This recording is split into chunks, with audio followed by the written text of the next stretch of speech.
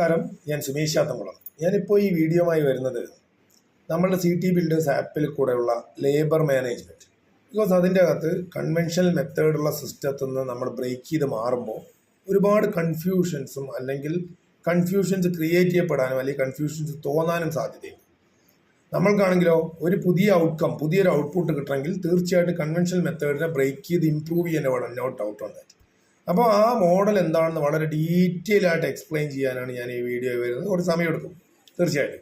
അതായത് ഈ നമ്മളുടെ ഫണ്ടമെൻ്റൽ പോളിസി ആയിട്ടുള്ള അതിൻ്റെ ബേസിക് ലോ ആയിട്ടുള്ള വർക്ക് കഴിഞ്ഞാൽ 24 hours വർക്കേഴ്സിൻ്റെ അക്കൗണ്ടിലേക്ക് വർക്ക് ചെയ്തവരുടെ പൈസ, അതിന് എത്രയാണോ മേസ്തിരിൻ്റെ ഷെയർ അത് മേസ്തിരിക്ക്, അതിന് എത്രയാണോ കോൺട്രാക്ടിൻ്റെ ഷെയർ, ദാറ്റ് മീൻസ് സ്കഫോൾഡിങ്സ് അങ്ങനത്തെ സാധനങ്ങൾക്ക് വരുന്ന ലേബർ കോൺട്രാക്ടിൻ്റെ ഷെയർ അത് ലേബർ കോൺട്രാക്ടിൻ്റെ അക്കൗണ്ടിലേക്കും പോകാൻ വേണ്ടിയിട്ടുള്ള ഒരു വലിയ മെത്തേഡാണ് നമ്മൾ ഫോക്കസ് ചെയ്ത് വരുന്നത്. നമ്പർ 1, പൈസ 24 hours റൈറ്റ്.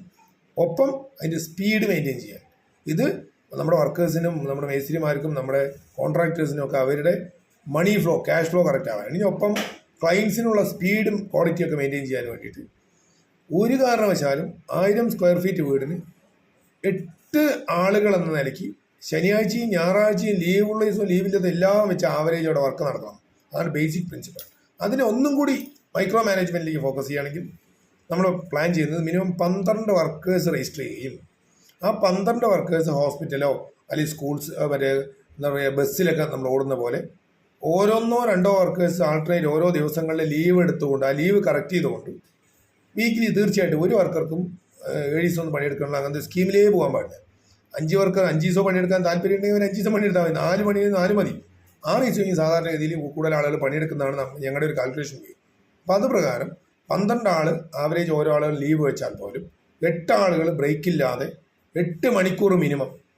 അതേപോലെ തന്നെ മാക്സിമം ഒരിക്കലും ഒരാൾക്ക് 16, 18, 20 മണിക്കൂറൊന്നും പണിയെടുക്കാമെന്നും പറഞ്ഞാൽ അത് ശരിയല്ല, നടക്കാൻ പാടില്ല.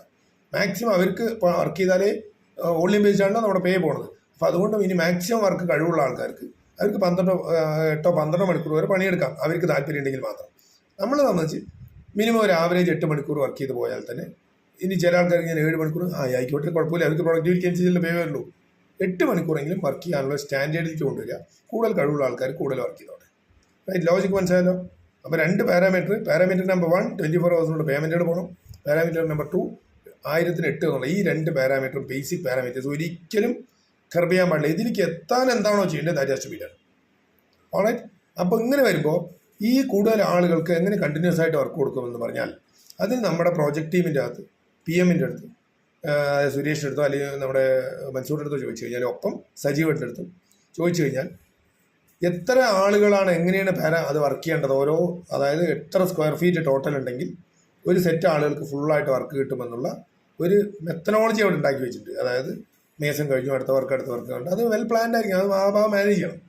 മാനേജ് ചെയ്യാനാണ് നമ്മൾ പഠിക്കേണ്ടത്. ഇത് നമ്മുടെ ഒപ്പം വരുന്ന വർക്കേഴ്സിനും ഏകദേശം 15,000 square feet 10,000 square feet മുതൽ 15,000 square feet വരെ ഒരു കോൺട്രാക്ട് മാനേജ് ചെയ്യണമെങ്കിൽ ആ കോൺട്രാക്റ്റിൽ തീർച്ചയായിട്ടും അവരുടെ ഒപ്പമുള്ള മുഴുവൻ വർക്കേഴ്സിനും ഫുൾ 365 days അവരുടെ ഇഷ്ടത്തിനനുസരിച്ച് അതിൽ ലീവൊക്കെ കഴിഞ്ഞിട്ട് വർക്ക് ചെയ്ത് കൊണ്ടുപോകാനുള്ള സംവിധാനമാണ് ഈ മാനേജ്മെൻറ്റ്. അതിലേക്ക് തീർച്ചയായിട്ടും അതിലേക്ക് അത് നടപ്പിലാവണമെങ്കിൽ കൺവെൻഷണൽ മെത്തേഡ് ബ്രേക്ക് ചെയ്യല്ലേ? അതേ, തീർച്ചയായിട്ടും. അതിനെന്താ വേണ്ടത്? കുറച്ച് പണിയെടുക്കണം നമ്മൾ.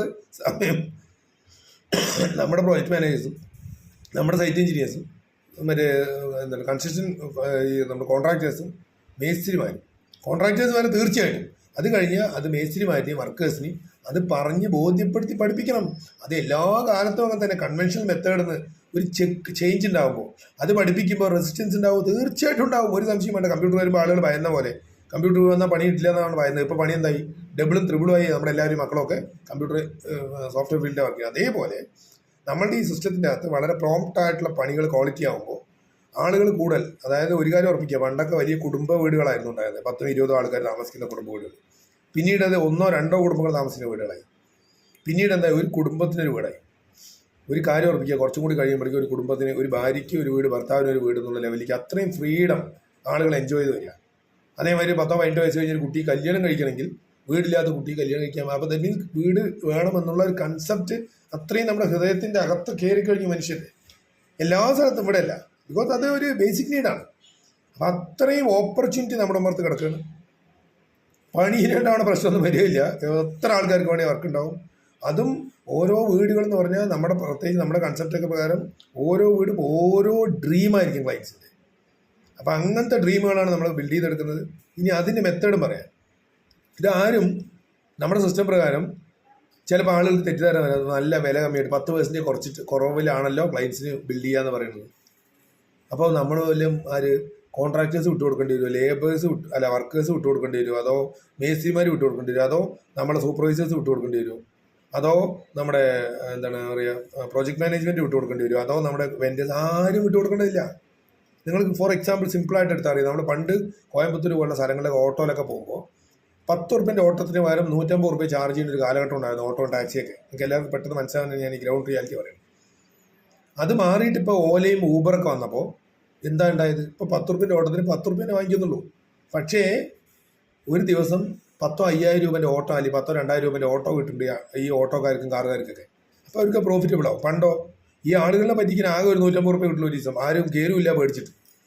അപ്പോൾ അതുപോലെയാണ് നമ്മുടെ ഇൻഡസ്ട്രി. നമ്മുടെ ഇൻഡസ്ട്രി എന്ന് പറഞ്ഞാൽ നമുക്ക് എല്ലാവർക്കും അറിയാം, കൺസ്ട്രക്ഷൻ ഇൻഡസ്ട്രി എന്ന് പറഞ്ഞാൽ 90% ഗ്രേ ഏരിയ എപ്പോഴും തൊട്ടാൽ കൈക്കൂലി, കളവ്, ചതി, വഞ്ചന, ഇതൊക്കെ എന്നുമുള്ള ഇൻഡസ്ട്രിയാണ്.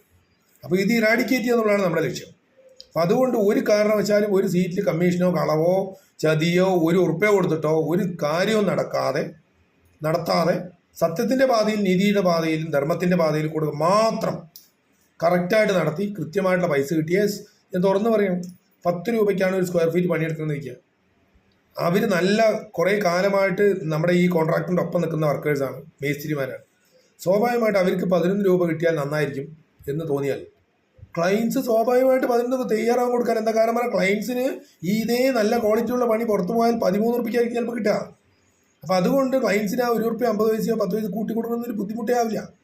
അപ്പോൾ ദാറ്റ് മീൻസ് ഇതിൻ്റെ സെൻസ് പറയണത് നമ്മുടെ മേസ്ത്രിമാരും നമ്മുടെ കോൺട്രാക്ടേഴ്സും എല്ലാം മനസ്സിലാക്കേണ്ടത് വർക്കേഴ്സ് മുതൽ ഓരോ ആളുകളും ഓരോ സ്ഥലത്തുനിന്നും എക്സ്പീരിയൻസ് ചെയ്യുക. അവരുടെ ഏരിയ ഒരു എക്സ്പേർട്ടിസം ഉണ്ടാവുക.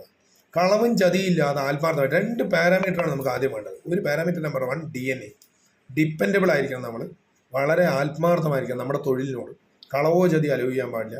എന്ത് വില കൊടുത്തും കളവോ ചതി ചെയ്യാൻ പാടില്ല. ഇതാണ് ആദ്യത്തെ ഏരിയ, നല്ല സ്വഭാവം. ക്ലിയർ. 2, നമ്മൾ ചെയ്യുന്ന പണി അത് കോമ്പിറ്റൻസി വേണം. അതായത് ഡ്രോയിങ് റീഡ് ചെയ്യാനുള്ള കപ്പാസിറ്റി, ഡ്രോയിങ്ങിൽ പറഞ്ഞുള്ള കമ്പി കറക്റ്റായിട്ട് ഉപയോഗിക്കാനുള്ള കപ്പാസിറ്റി, സിമെൻറ്റ് കറക്റ്റായിട്ട് ഉപയോഗിക്കാനുള്ള കമ്പി, കറക്റ്റായിട്ട് മിക്സ് ആയിട്ടുണ്ടോ എന്ന് ഓർക്കാൻ, ആവശ്യമില്ലാതെ സെറ്റായി പോകാതിരിക്കാൻ, ആവശ്യം നനയ്ക്കുക, പിന്നെ നമ്മുടെ മറ്റേ പുള്ളു വയ്ക്കുന്ന പോലുള്ള അല്ലെങ്കിൽ ലെവൽസ് പോലുള്ള ബേസിക് ട്രിക്സ് ആൻഡ് ടിപ്സ് മുഴുവൻ പഠിച്ച് എന്താണോ നമ്മുടെ ഫയലിൽ ചെയ്യുന്നത് അതുപ്രകാരം കാര്യങ്ങൾ നടത്തിയിട്ടുണ്ട്. നിങ്ങൾക്ക് എല്ലാവർക്കും അറിയാം നമ്മുടെ ഒരു ഫയൽ സിസ്റ്റം എന്ന് പറയുന്നത് ഈ കോൺട്രാക്ടേഴ്സിന് അല്ലെങ്കിൽ മേസ്ത്രിമാർക്ക് അവർക്ക് എല്ലാ ഡീറ്റെയിലും അതിൻ്റെ അകത്തുണ്ട്. ആ ഡീറ്റെയിൽ പ്രകാരം അവിടെ നടപ്പിലാക്കുക മാത്രമേ പാടുള്ളൂ. ഇത്ര ഈസി ആയിട്ട് ഇത്ര നല്ല സിസ്റ്റത്തിൽ വരുമ്പോൾ നമ്മുടെ ടീമിൻ്റെ അകത്ത് വരുന്ന ആളുകൾക്ക് എല്ലാവരും റിക്വസ്റ്റ് ചെയ്യാൻ ഉദ്ദേശിക്കുന്നത് നമ്മളത് ചെറിയൊരു 10, 25, 50 വീട് കെട്ടാനോ 10, 100 വീട് കെട്ടാനോ കുറച്ച് പൈസ ലാഭിച്ചുകൊണ്ട് നമുക്ക് സുഖമായി ജീവിക്കാനോ അങ്ങനെയല്ല. നമ്മൾ ചിന്തിക്കുന്നത് ഒരു സെൽഫ് ഗവേണിങ് എക്കോ സിസ്റ്റം. നമ്മളുടെ ഒപ്പമുള്ള ആരൊക്കെയാണ് നമ്മുടെ സിസ്റ്റത്തിൻ്റെ അകത്ത് വരുന്ന സ്റ്റേക്ക് ഹോൾഡേഴ്സ്, ക്ലയൻറ്റ്, മാനേജ്മെൻറ്റ്, ഒരു ഭാഗത്ത് കമ്പനിയുടെ ഇൻവെസ്റ്റേഴ്സ്, ഒരു ഭാഗത്ത് അത് കഴിഞ്ഞ് കഴിഞ്ഞാൽ നമ്മുടെ ഒപ്പമുള്ള കൊലീഗ്സ് മുഴുവൻ, അത് PM, നിങ്ങളുടെ സൂപ്പർവൈസേഴ്സ്, അവരെല്ലാവരും, പിന്നെ അത് കഴിഞ്ഞ് കഴിഞ്ഞാൽ വെൻഡേഴ്സ്, അത് കഴിഞ്ഞ് കഴിഞ്ഞാൽ കോൺട്രാക്ടേഴ്സ്, അത് കഴിഞ്ഞ് കഴിഞ്ഞാൽ അവിടെ പ്ലോട്ട് ഓണേഴ്സ്, പ്ലോട്ട് വെക്കാൻ വേണ്ടി ലിസ്റ്റ് ചെയ്യുന്ന ഓണേഴ്സ്, പിന്നെ ഒപ്പം മേസ്ത്രിമാർ, ഒപ്പം വർക്കേഴ്സ്.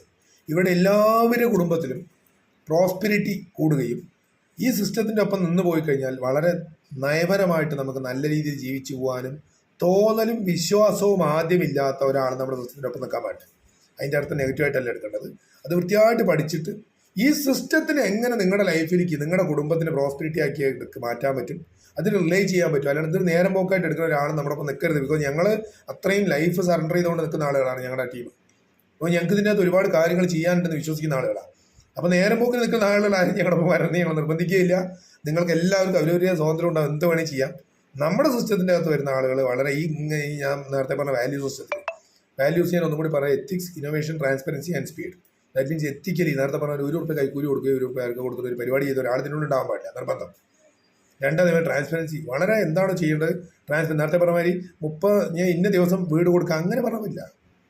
ഓരോ ദിവസം എത്ര ആളുകൾ പണിയെടുക്കുന്നത് it will be marked. Because bottom line, അതായത് രാവിലെ എണിച്ചൊരു വർക്കർ വന്ന് അവിടെ വർക്ക് GPS സ്റ്റാർട്ട് ചെയ്താൽ ഈ അയാൾ സ്റ്റാർട്ട് ചെയ്തു എന്ന് ക്ലയൻറ്റിനെ അറിയണം.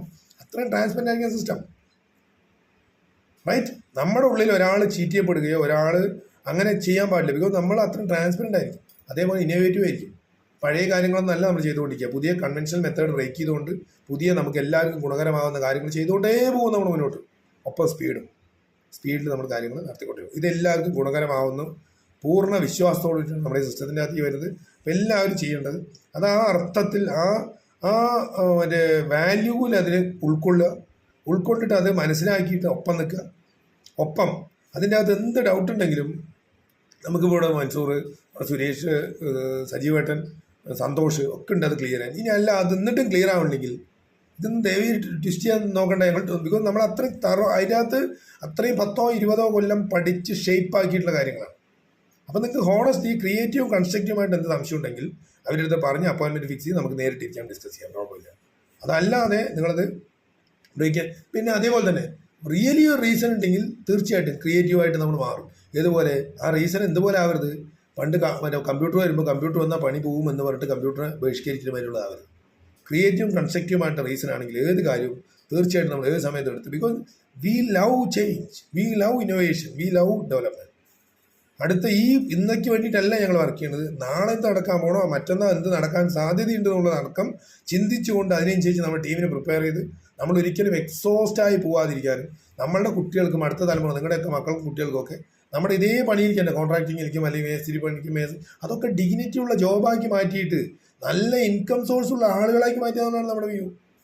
ബിക്കോസ് എല്ലാ വർക്കിനും നിങ്ങൾ എടുത്തു നോക്കിയാൽ അറിയാം, യൂറോപ്യൻ കൺട്രീസോ US ലാറ്റിൻ അമേരിക്കൻ കൺട്രീസൊക്കെ എടുത്തു നോക്കിയാൽ അറിയും, എല്ലാ വർക്കിനും അതിൻ്റെതായ ഡിഗ്നിറ്റി ഉണ്ട്. ബെൻസിൽ വരുന്ന പ്ലാസ്റ്റിക്കാരുണ്ട്, ബെൻസിൽ വരുന്ന കോൺക്രീറ്റ്, ഇതൊക്കെ ഇതിലേക്കൊക്കെ വരാൻ വേണ്ടി നമ്മുടെ രാജ്യം പോയിക്കൊണ്ടിരിക്കുകയാണ് ഡെവലപ്പ് കൺട്രി ആവാൻ. യെസ്, പണ്ട് നമ്മുടെ ആൾക്കാർ ബസ്സിൽ തൂങ്ങിയിട്ട് അതിന്ത്യക്കല്ലേ പ്ലാസ്റ്റിക്കാരും കോൺക്രീറ്റ് ഇന്നങ്ങനെ പോകണം ഒക്കെ ബൈക്കില്ല. കുറച്ച് കഴിയുമ്പോൾ അത് നല്ല കാരണം എല്ലാ സൗകര്യവും എല്ലാ കുടുംബത്തിനും എത്തേണ്ട രീതിയിലാവണമെങ്കിൽ we must be very transparent, scientific ആയിരിക്കണം, സ്റ്റാൻഡേർഡൈസ് ആയിരിക്കണം, നന്നായി പോകണം. ഇതിൻ്റെ അടിസ്ഥാനം മനസ്സിലായിക്കൊണ്ട് എല്ലാവരും ക്രിയേറ്റീവ് കൺസ്ട്രക്റ്റീവുമായി ഡിസ്കസ് ചെയ്ത് തീർച്ചയായിട്ടും നമ്മുടെ സിസ്റ്റത്തിനോട് ഫോളോ ചെയ്ത് അതിലേക്ക് ഇൻകോപ്പറേറ്റ് ചെയ്ത് വന്ന് നിങ്ങളുടെ എല്ലാവരുടെ കുടുംബത്തിലും പ്രോസ്പെരിറ്റി ഉണ്ടാവാൻ വേണ്ടി പണിയെടുക്കുന്ന നമ്മുടെ ടീമിനോടൊപ്പം ക്രിയേറ്റീവും കൺസ്ട്രക്റ്റീവുമായിട്ട് നിങ്ങൾ നിലകൊള്ളണമെന്ന് റിക്വസ്റ്റ് ചെയ്തുകൊണ്ട് ഞാൻ എൻ്റെ വാക്കുകൾ നിർത്തുകയാണ്. നന്ദി, നമസ്കാരം.